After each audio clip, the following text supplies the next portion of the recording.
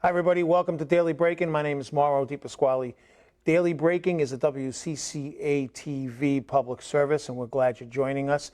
At the top of the show, I'd like to say if you'd like to help support this programming and all the other programming you see right here, live on Cable 194, streaming, simulcasting at WCCATV.com, and also live on Facebook. You can support that by simply texting WCCA-TV to 243-725. That's WCCA-TV to 243-725. We appreciate it. This public service is made in response to the COVID pandemic situation that we find ourselves in. And we believe that members from our community have a voice. We want to share their voices, and we hope that they can share their story and their experience as it relates to the COVID-19 situation. Many have shut down, some have opened, others are running, and they want clients to know that they're still there. You can participate in this program. If you want to be a guest on the program, give us a call at 508-755-1880 or email my colleague Michael at WCCA-TV. That's Michael at WCCATV.com, and we'll schedule you to be on this show.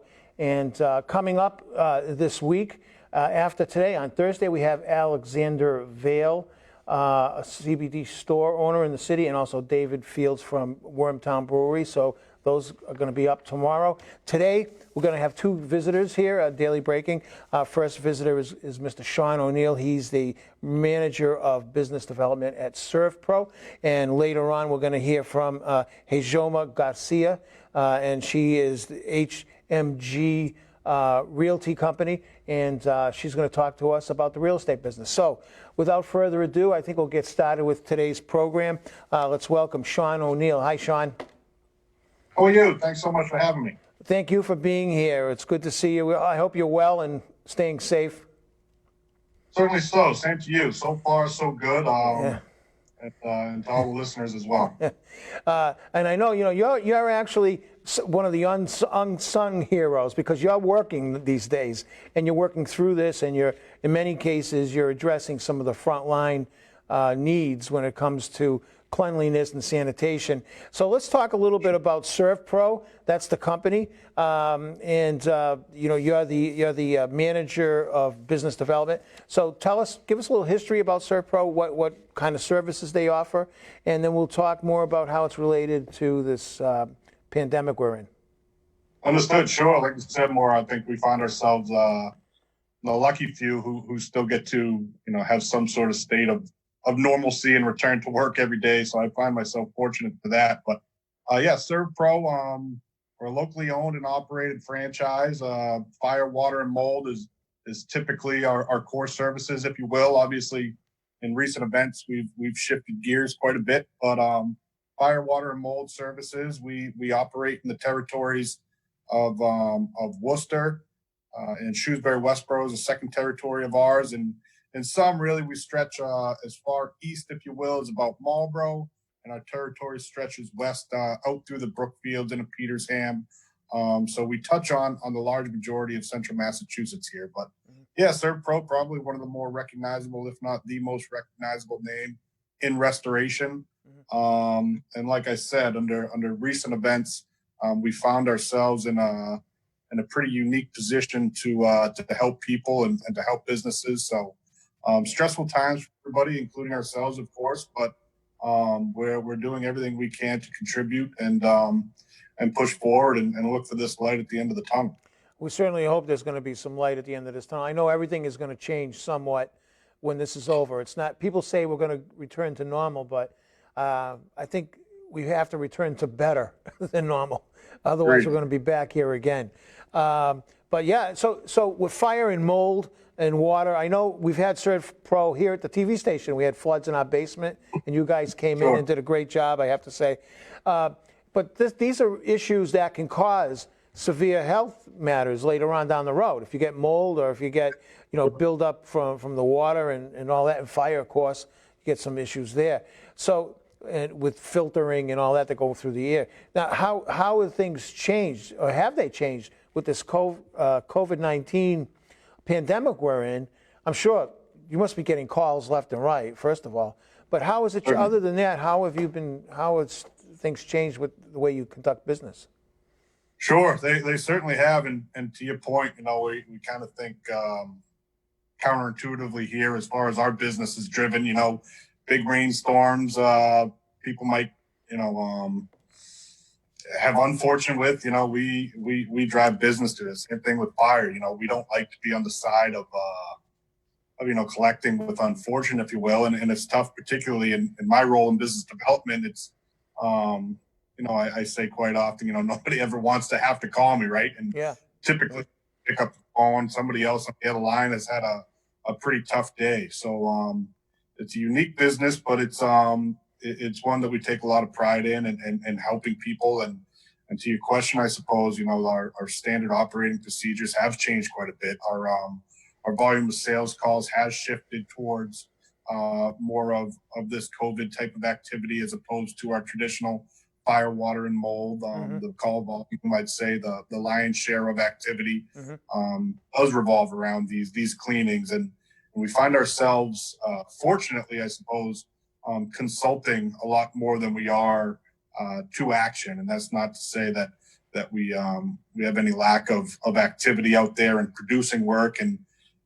disinfectings and cleanings, but a lot of people are curious or seeking answers, particularly business owners. A lot of the people I'm consulting with are looking to cross their T's and dot their I's in the event of. I'm consulting with businesses which remain open. So, okay, Sean, in the event we are contaminated or we are exposed to a positive case, what are the steps? What are your processes? What are your procedures?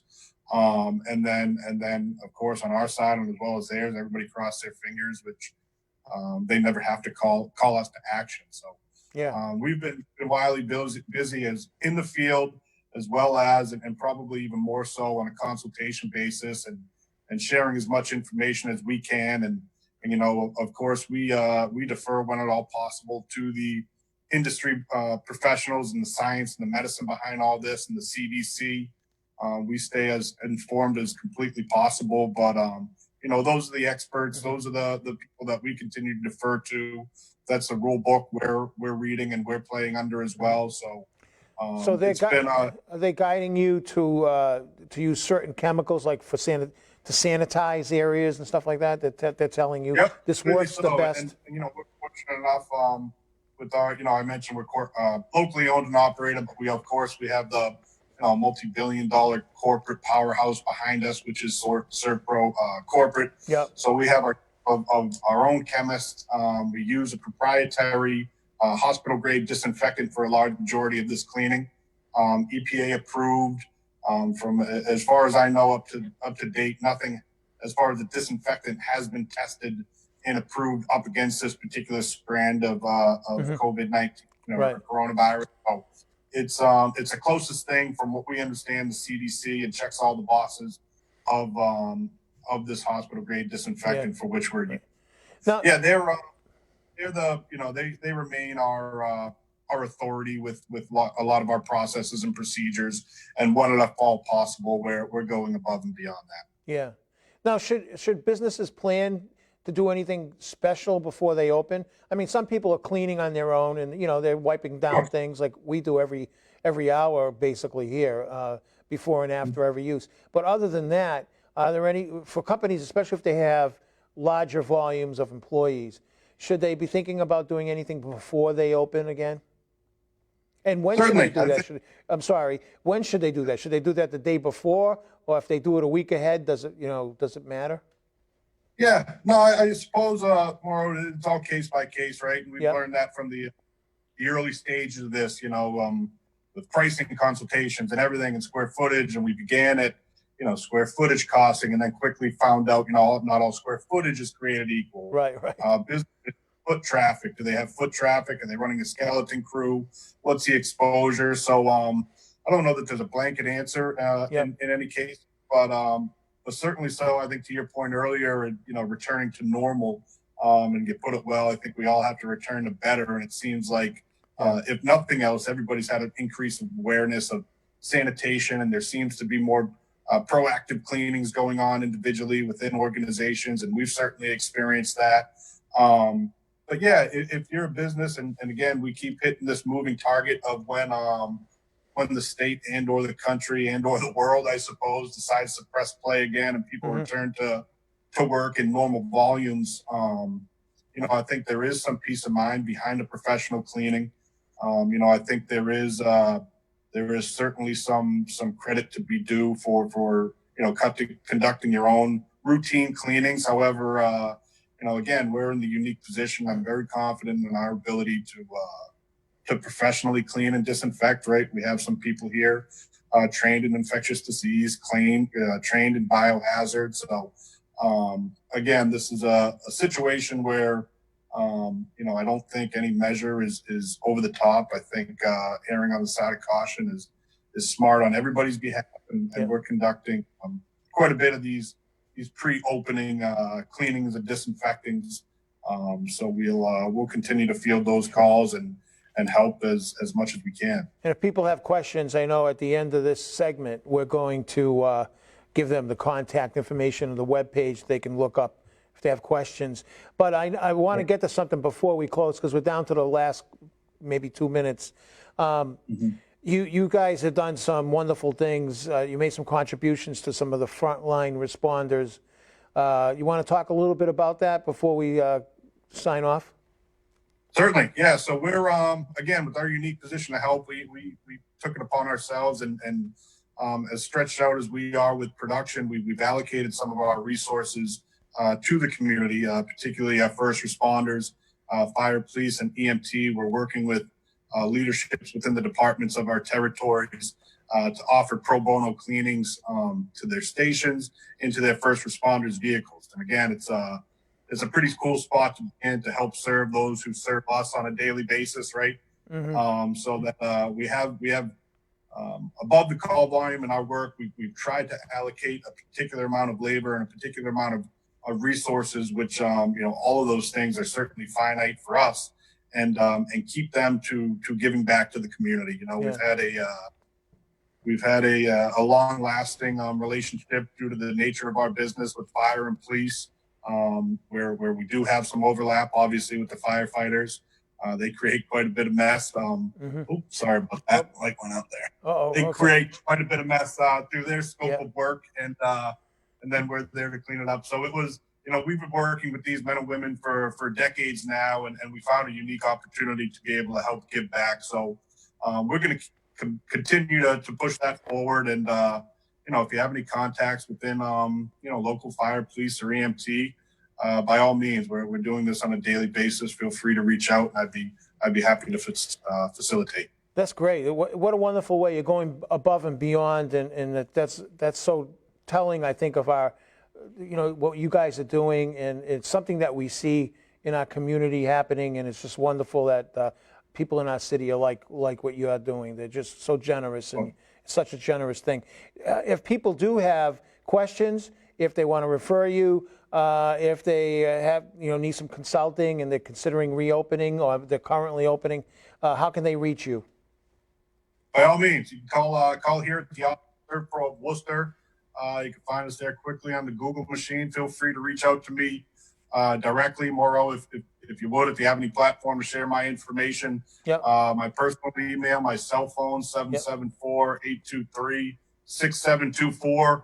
Again, by the lucky nature of our business, my phone's always close and nearby. We're 24/7, 365. So whatever I can do to contribute, I'm at. And it's SERVPROWorcester.com, and it's spelled SERVPRO Worcester.com. That's the website I have. Does that sound right to you? I hope it is. Yes, sir. Yeah, SERVPROWorcester.com, 774-823-6724. If you want to reach out to Sean directly, he'll be happy to help you. Sean, thank you so much for all you're doing with SERVPRO, and thank you for sharing some of the industry news and what people should know. I think today was very informative for our viewers, our audience out there. I want to wish you well and be safe. Absolutely. Back to you, Mauro, and everybody watching and listening. Stay well, everybody, and here if you need me. Thank you. Now, stay tuned, folks, because in about 1 second, I'm just going to switch positions, and we're going to meet our next guest, Hejoma Garcia.